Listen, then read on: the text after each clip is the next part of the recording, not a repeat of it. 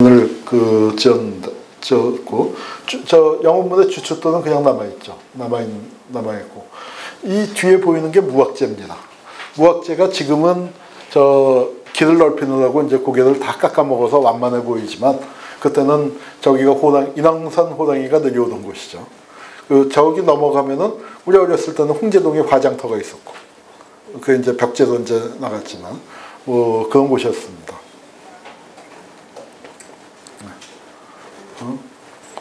근데 이제 지금 또 하나 이번 전시에서 저는 좀 더 세게 주장하고 싶었는데 아직 결론을 내기에 좀 조금 이르다고 생각하셔서 그런지 모르지만, 이 독립문 이 글씨를 누가 썼느냐, 이게 이제 논란이 될 수 있습니다. 동아일보 이거 누굽니까? 이게 이완용이에요. 이완용. 동아일보에는 이완용이가 쓴 걸로 나와요. 그런데 그게 동아일보가 언제 만들어졌습니까? 독립문 세우고 한 25년 후에 만들어졌고, 독립문 세우고 한 30년쯤 지난 다음에 기사에 보면은 그 글씨는 이완용이가 썼다, 이제 그렇게 나옵니다. 그래서 그게 유일한 문헌 자료로서 남아있는데, 이완용이가 당대 명필 중에 한 명이에요. 명필 중에 한 명이었고, 이완용이 독립협회의 집행위원장을 했기 때문에 쓸 수도 있습니다. 쓸 수도 있는 위치인데, 그런데 글씨체를 보면은 서예하시는 분들, 이게 이제 글씨가 몇 점이 안 남아있기 때문에, 그러니까 이제 분석을 하기에는 조금 그렇지만, 글씨 서예하시는 분들 말씀이 이건 이완용 글씨 아니다. 그리고 이따 보시면 아시겠지만 금마문이죠. 금마문 그 문자가 요거하고 똑같이 생겼어요. 집안에 전해 내려오기는 이 글씨는 김관진 선생이 쓰셨다, 이제 그 집안에 내려오는 얘기인데, 집안에서 그런 게 헛되게 전해 내려오지는 않을 거라고 생각을 합니다. 틀림없이 근거가 있을 거고, 이완용이는 자기가 한 행적을 일당기사라는 책이 있어서, 이렇게 두꺼운 책이 있어서 거기 굉장히 자세하게 기록되어 있는데, 거기 독립문 글씨 썼다는 얘기는 없고요. 자기가 쓴 주요한 글씨에 대한 설명도 있는데, 그래서 요거는 조금 더 연구를 해봐야 하겠지만, 그러나 서예 쪽에 여러 전문가들은 이건 틀림없다 하는데, 문헌 자료가 발견되지 않았습니다.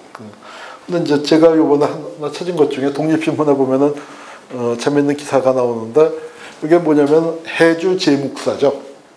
이거 지금 한 남쪽에 있습니다. 시흥인가에 본사가 있대요.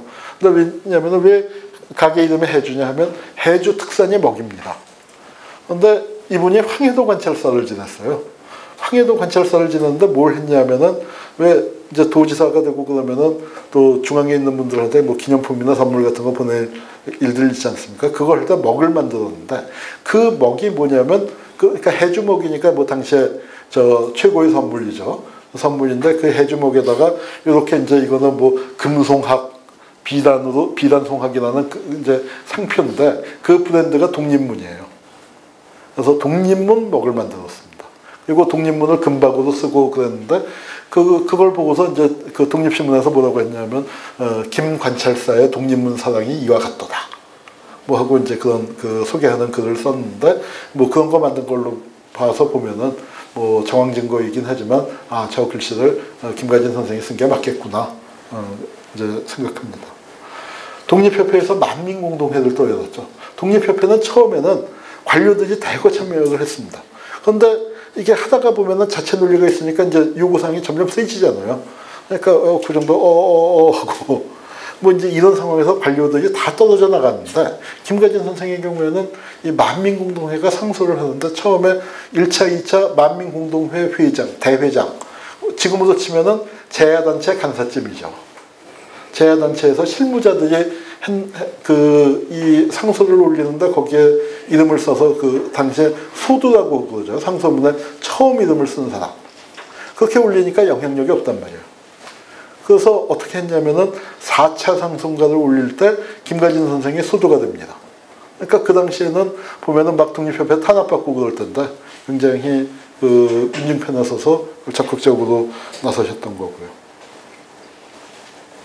이것도 뭐냐면은 요 통은 언제 건지 모르겠어요. 근데 이게 뭐냐면 뉴욕 스탠다드 석유입니다. 스탠다드 오일. 왜냐면 그 당시에 이제 석유를 수입을 하는데 이게 석유를 일본 상인들이 독점 수입을 했거든요. 근데 이분이 농산공부 대신을 떨려나고 난 다음에 이거 하다가 구속되신 것 같아요. 자료가 부족해서 구속된 사유 같은 게 두 가지 그러니까 공금을 유용했다라고 돼 있는데 그거는 뭐 아닌 것 같고 파티 비용을 뭐 어쩌고 저쩌고 하는데 그거 아닌 것 같고 실제 이권 관계로는 이게 뭐냐면 일본 상인이 독점 수입을 하고 있는데 조선 상인들을 모아서 조선인 석유 수입 회사를 미국에서 직수입하는 회사를 만들겠다고 서재필 선생하고 같이 이제 그 추진을 하다가 뭐 그게 잘 안 됐습니다. 잘 안 되고 됐는데 이제 그 무렵에 있었던 거고요. 이분이 또 이제 그 대한협회장, 대한협회라는 건 우리나라의 대표적인 애국계몽운동 단체입니다. 애국계몽운동 단체인데 거기 회장을 지내셨어요. 그 전에 기호흥학회, 그 당시에 이제 서북학회도 있고 뭐 영남교육회도 있고 지역별로 호남학회도 있고 그런데 기호의 흥학회, 학문을 진흥하는 학회인데 거기에 교육부장을 맡으셨어요. 그러니까 대신을 지낸 명망가로 볼 때 교육부장, 회장이나 부회장도 아니고 교육부장을 맡았는데 참 일을 열심히 하셨습니다. 보면은 맨날 강연을 쫓아다니시고 지방으로. 또 지금이야 교통이 좋지만 그때는 교통도 불편할 텐데 지방 강연도 많이 다니셔서 회에서 우리 교육부장 일 너무 열심히 한다. 이제 그런 얘기 있었고 그 다음에 이제 대한협회의 그 회장을 맡으셨어요.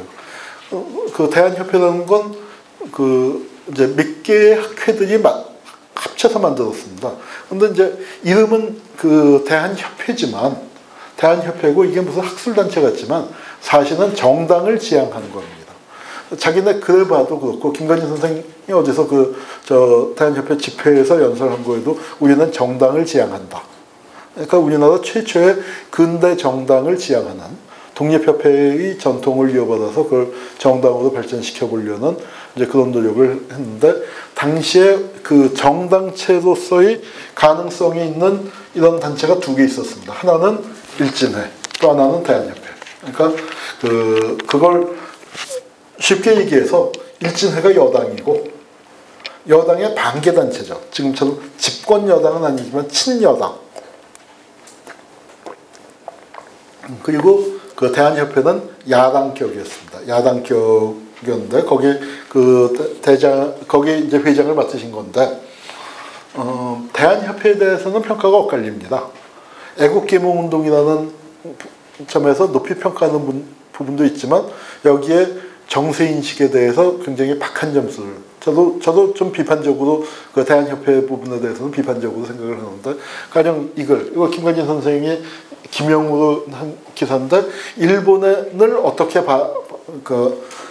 아국 유식자, 우리나라 지식인들의 일본에 대한 관념, 뭐 이제 그 비슷한 제목의 글입니다. 그 글인데 여기 보면은 일본이 조선 침략할 리 없다.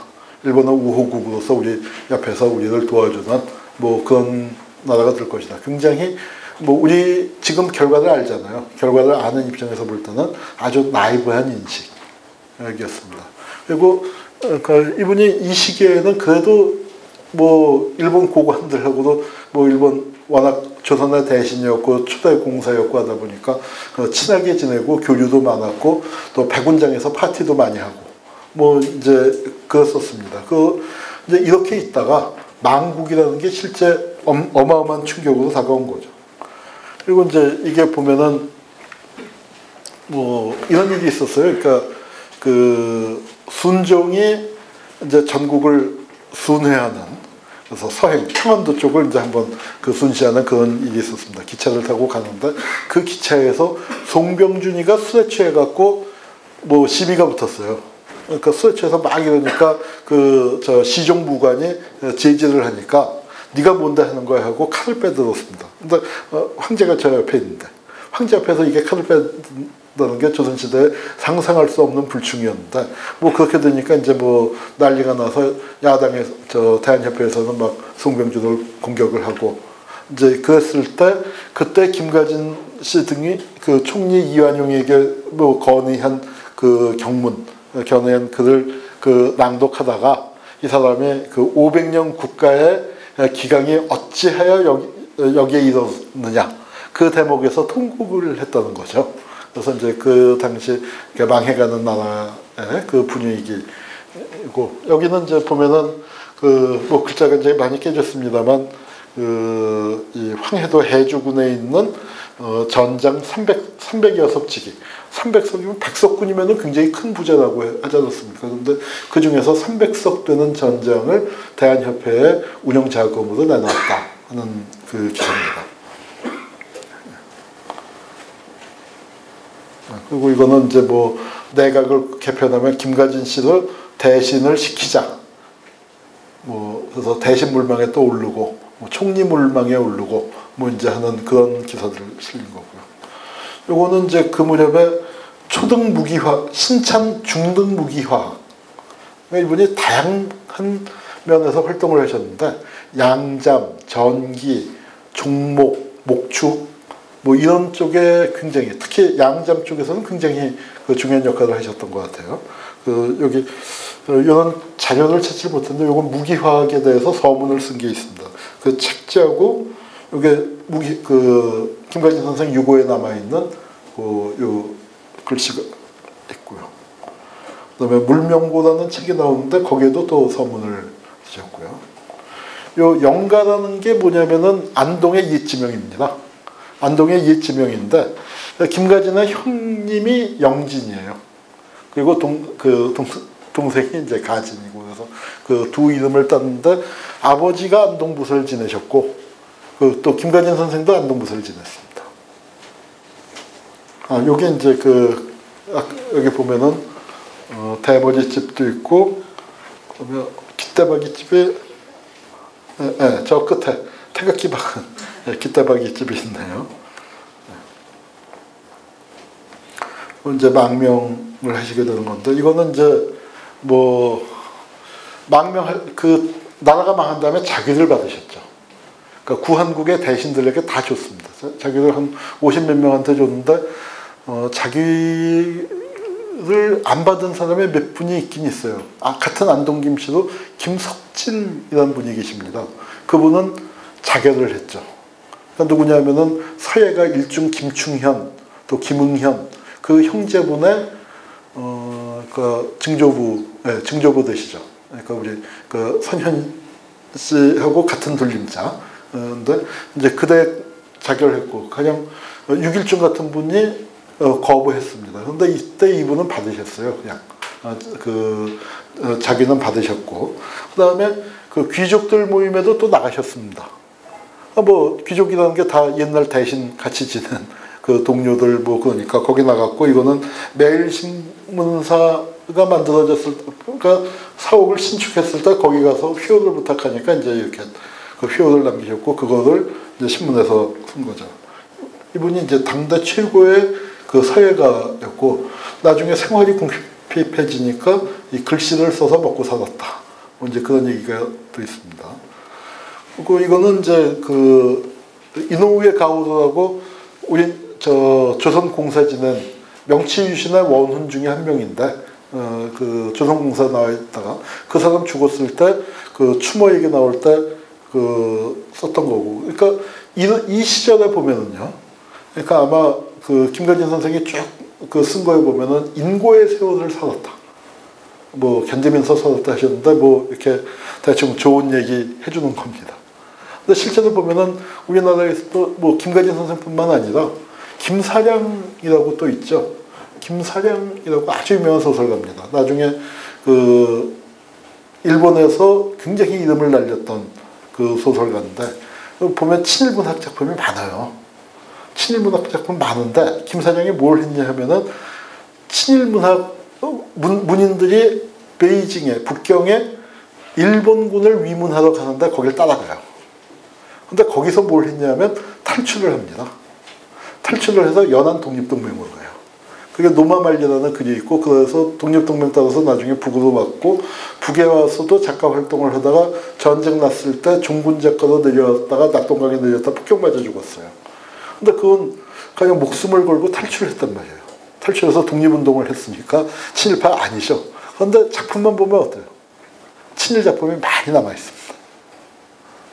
가령 그날 밤에 김 사장이 탈출을 하려고 했는데 연락원 하고 사인이 어긋났다.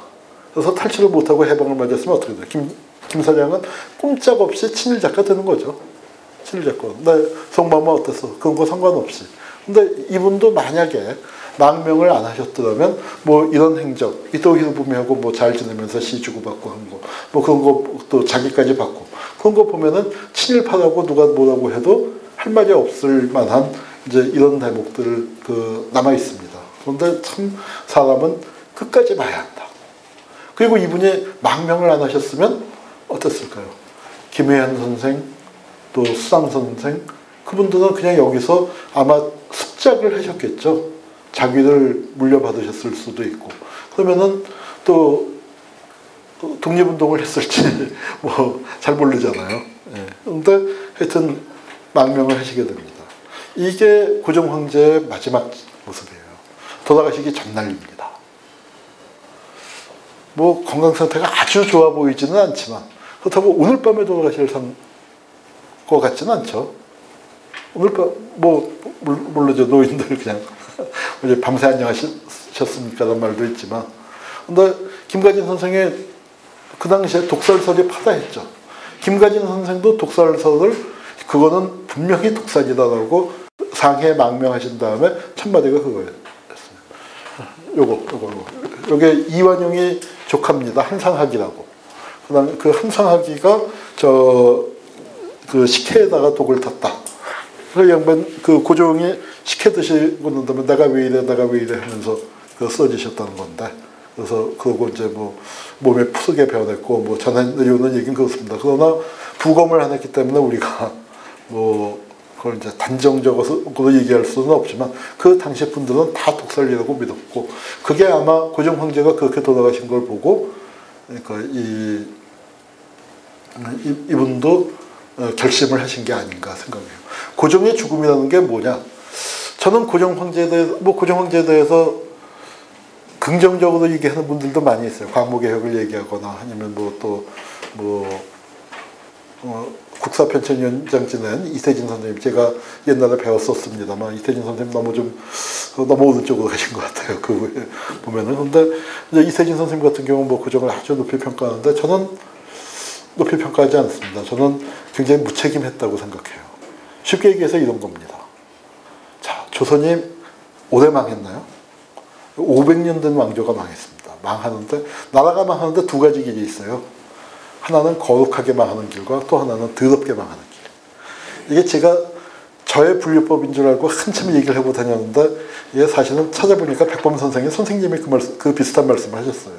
근데 그거 참 슬픈 얘기입니다. 왜냐? 기왕이면 나라를 찾는 길, 나라를 되살리는 길을 얘기를 해야 하는데 나라가 망하는데 두 가지 길이 있다는 건 이 나라는 되살리기 글렀다. 망할 수밖에 없다. 근데 기왕 망할 거면 잘 망하자. 그래야 다시 일어선다. 그런 뜻이었다고 생각을 합니다. 그런데 조선은 어떻게 망했습니까? 아주 더럽게 망했습니다.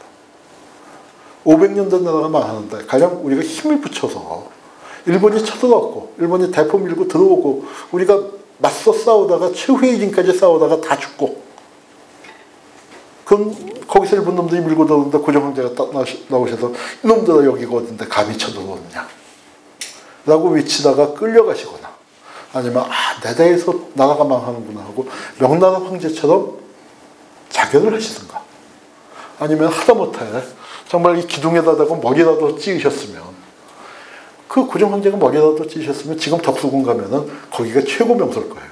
고종 황제 머리 박으신 거. 그렇게 그랬을 텐데 나라가 그러질 못하고 망하니까 어떻게 됐습니까? 명나라 황제가 목숨을 끊으니까 우리가 그걸 비록 4대주의라고 욕을 하지만 조선에서 300년 제사를 지내줬습니다. 300년 제사를 지낼 명분이 생기는 거죠. 그런데 고종 황제는 안타깝게도 그러지 못했습니다. 근데 하여튼 독살을 당하셨어요. 근데 독살을 당했는데 그게 참 슬픈 겁니다. 고종이 무능했건 무책임했건 그런 것과 상관없이 저는 이렇게 생각해요. 조선 사람들 마음에서 조선이 망한 거는 그날이었다. 고종 황제가 돌아가신 게 조선이 망한 거예요. 그래서 우리가 공화국으로 직행을 하는 겁니다. 우리 공화국 얘기가 많지 않았어요. 독립협회도 그렇고 의회개설운동을 하긴 했지만 대개 입헌군주제였지 공화국 얘기는 거의 안 나오는데 고종 황제 돌아가시니까 어떻게 해요? 바로 공화국으로 점프를 한 겁니다. 이분도 아하 이제는 그냥 어떻게 고종 황제를 믿고 의지하면서 뭔가를 할 수 있는 상황이 아니다 하고 고종 황제 돌아가신 다음에 결단을 내리고 대동단이라는 단체, 대동단은 굉장히 놀라운 일이지만 사회주의를 표방합니다. 그러니까 대한제국의 대신해서 사회주의까지. 그러니까 이분이 참 한 개인으로서는 이루 말할 수 없이 긴 그거를 가신 거예요. 물론 사회주의에 대한 이해가 충분했다고는 생각지 않습니다. 그러나 적어도 아주 급진적인. 그래 망했어. 옛나라가 망했어. 그런데 새 나라를 세우려면 신분제도 없고 이젠 평등하고 이젠 백성들이 주인이 되는 나라를 세워야 돼. 라는 그런 급진적인 방향 자체만큼은 했다는 겁니다. 그걸 누가 했냐? 대한제국의 대신이 했다. 개화파의 맥을 잇는 분이 했다. 그게 중요한 겁니다. 그래서 뭐 개화파 중요한 사람들 꼽아볼까요? 김옥균은 암살당했습니다. 홍영식 그때 죽었습니다. 서재필은 미국으로 갔지만 서재필 독립운동을 했죠. 서광범은 일찍 죽었고 그럼 그 사람들 죽었고 자, 6.1주는 자기 반납했습니다. 김윤식은 자기 반납하지는 않았지만 3.1운동 터지고 난 다음에 독립청원 하다가 감옥에 갔어요. 84살인데 80노인이 감옥에 갔습니다. 그러니까 김윤식이 대표적인 개혁파니까 살아있는 사람 중에서 김홍집 어윈 중에 을미사변 났을 때 암살당했고 아건파천 때 암살당했고 그러니까 남아있는 사람 중에서 보면은 박용효 하나 그냥 조선에 남아서 잘 먹고 잘 산 거지. 김윤식 감옥 갔지. 6.1주는 자기 반납하고 완전히 은퇴해서 담 쌓고 살았죠. 김가진은 어땠습니까? 망명을 했지 않습니까? 자꾸 그런 마음이 드는데 그때 젊은이들이 74살 먹은 노인네도 나라가 망하고 자기가 평생 모셨던 왕이 죽고 나니까 뭔가 결단을 내리는 그런 결단을 요구받던 시기. 그때 이걸 하는 거죠. 그러니까 이게 어디서 기차를 타셨냐면 서울에서는 알아볼까봐 변장을 하고 틀니를 빼니까 이제 아주 온팍 늙어 보였겠죠. 그리고 이제 헌 옷을 입고 하고 그러고 이제 그 신분을 감추고 아주 시골 노인처럼 해서 어디서 탔냐면은 일산역에서 탔습니다. 지금 일산까지 이제 그러니까 일산까지 뭐 하루 그 당시로는 걸어가면 이틀이죠. 이틀길을 걸어갔고 하여튼 그래서 이제 그 노인네가 그 아드님하고 가서 이 3등 열차를 타고 오는 거예요. 그리고 여기는 이제 가면은 그 이제 망명 와중에 쓴 시 이제 그 시가 나옵니다. 그래서 한국의 남작이 모험으로 내호 이 호라는 게 상해죠. 그 상해 왔다. 모험을 해서 상해 왔다. 보도가 나왔고 한국 황자요 유로. 이 황자는 누구를 가르치냐면 의친왕을 가르칩니다. 의친왕 여기 그리고 전대신이 쿨이 중국 노동자처럼 변장하고 근데 중국 노동자도 변장한 건 아니에요. 조선 노인으로 변장을 했다. 그래서 변장을 하고 도주를 했다. 이게 의친왕입니다. 의친왕이 고종의 둘째 아들이죠. 의친왕 망명이 성공했었으면은 참 그래도 우리나라 왕실에 대한 대접이 달라졌을 텐데. 그런데 이거예요. 너무 조선이 무기력하게 망하다 보니까 500년 된 왕조가 오래 망한 것도 아닙니다. 겨우 36년 망했습니다. 36년 전이면 제가 고등학생 때 정도밖에 안 돼요. 일제시대 36년이 긴 것 같지만 사실 이렇게 살아놓고 보니까 한 세대쯤 되는 겁니다. 그런데 그 500년 된 왕조가 망하고 겨우 36년 지나서 독립이 됐는데 우리같이 보수적인 나라에서 우리같이 유림이 시골에 가면 우리 어렸을 때까지만 뭐 어렸을 때가 아니고 다 큰 다음에도 호주제 폐지하면 어디서 갓순 영감님들 다 나타났잖아요. 그런데 그런 시절에도 조선 왕조 왕실을 부활하자는 얘기를 전주의 시들조차 하지 못했습니다. 그렇게 저는 조선이 참 우리 김구 선생님 표현대로 더럽게 망한 거고요. 500년 된 나라가 도장 찍어서 넘어왔습니다. 물건 사고 팔듯이 회사 합병하듯이. 그런데 그 대신들 중에서 유일하게 망명한 게 김가진 선생이고 의친왕하고 친했습니다. 남는 기록에 보면은 뭐 누구하고 누구를 어떻게 하려고 했는지 잘 모르지만 의친왕하고 사돈을 맺자. 뭐 두 분이 그런 말씀도 나눴다는 게 나오고 하는데 의친왕한테서 내가 먼저 갈 테니까 탈출을 하자. 그래서 대동단이 꾸몄습니다. 대동단이 꾸며서 그 탈출을 하려고 해서 이분이 결행을 했어요. 어디까지 갔냐면은 조선을 벗어났습니다. 지금 단동, 안동, 그 당시에 안동이라고 불렀죠. 그 안동까지 갔는데 여기서 없어진 거 알고 전보 쳐갖고 거기서 이제 해서 의친왕 얼굴 아는 이가 있어갖고 거기서 이제 발각이 돼서 모셔와서 이제 유폐 당한 거죠. 그래서 이제 의친왕의 탈출 사건, 여기는 옥립 사건이라고 해서 이거는 사실은 역사 왜곡이죠. 이제 아마 일본인들의 시각을 또 매일신보니까 그때 매일신보밖에 없었으니까 보여주는 건데 의친왕 모셔가서 조선왕조로 부활시키는 식으로. 그런데 그거 아니었거든요. 김가진 선생도 아니었고 여기 의친왕도 뭐라고 친서를 보냈냐 하면은 나는 조선의 평민이 될지언정 일본의 황족이 되기를 거부한다. 나 임시정부 가는 게 무슨 황족으로서의 특혜 그거 받는 거 아니고 나 조선의 평민으로서 내가 임시정부를 지지해서 임시정부로 가는 것이다. 사실은 의친왕이 오는 거에 대해서 묘한 분위기가 있었어요. 간신히 공화국 세워놨는데 이것도 어떻게 되나. 그래서 김가진 선생하고도 약간 조금 그런 미묘한, 그러나 김가진 선생 분명하게 얘기했고 의친왕도 분명하게 얘기해서 이제 처음에 보면은 미묘한 분위기가 있다가 이제 이런 것들이 밝혀지면서 해소가 되죠. 그리고 그 다음에 이제 요거는 첫 번째 사건이고, 요거 김가진 선생이 다시 사람을 보내갖고 이강공 전하를 다시 모셔가려고 계획을 세웠다가 또 실패한 사건입니다. 그리고 이제 그 다음에 상해에서 이제 병들었다. 그러니까 이제 이런 기사를 많이 내보내죠. 김가진 상해에서 아주 병들고 고생한다. 그래서 어떤 얘기가 있냐면은 윤치을게 보면 또 재밌는 게 나와요.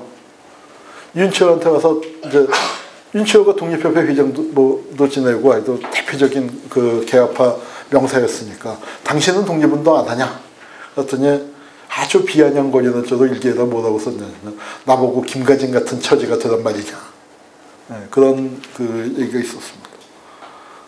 그리고 이제 상해 가정부 내막, 가정부라는 게 임시정부인데 매일신보에 실린 거에 보면 남자 김가진도 참가를 해가지고 아무쪼록 조선 사람들이 가정부를 믿도록 노력한다 하는데, 근데 이제 여기 보면은 김가진이 노선이 굉장히 과격하다.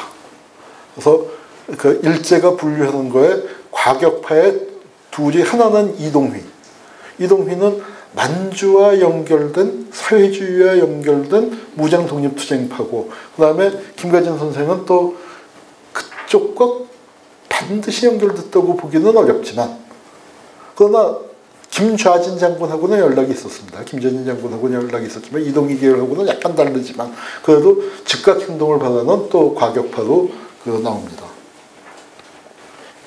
요거는 제가 자료를 찾으려고 했는데 못 찾았어요. 요 기사만 찾았는데 여운형을 상해 가정부의 위규총장이라고 했는데 위규총장은 안 지냈는데 하여튼 상해 임시정부를 디자인하고 3.1운동을 디자인한 게 여운형입니다. 그 여운형이 그리고 또 뭘 했냐면 3.1운동 직후에 일본에 가서 1919년 가을에 일본에 가서 일본 조야를 아주 떠들썩하게, 그러면서 일본에 가서 동경에서 조선 독립을 주장을 하고 외치고 와서 일본이 발칵 뒤집혀진 사건이 있었거든요. 근데 이제 그 사건 직후의 일인데 하여튼 그 사건에서 1년이 지난 다음에 일인데 뭐 독립운동 노선을 놓고 여운형하고 뭔가 충돌을 했다라는 요 기사가 나오는데, 하여튼 요 무렵이 이제 참 재밌는 시기였던 게, 김의한 선생님이 나중에 이제 백범 선생하고 손잡고 아주 끝까지 한국 해석까지 그렇지만 초기에, 그러니까 이 노선이 이제 불분명하던 시기에, 그리고 김의한 선생님도 아주 20대 초반이었던 그 시절에는 임시정부하고 좀 많이 부딪혔습니다. 임시정부가 굉장히 퇴조기에 있을 때,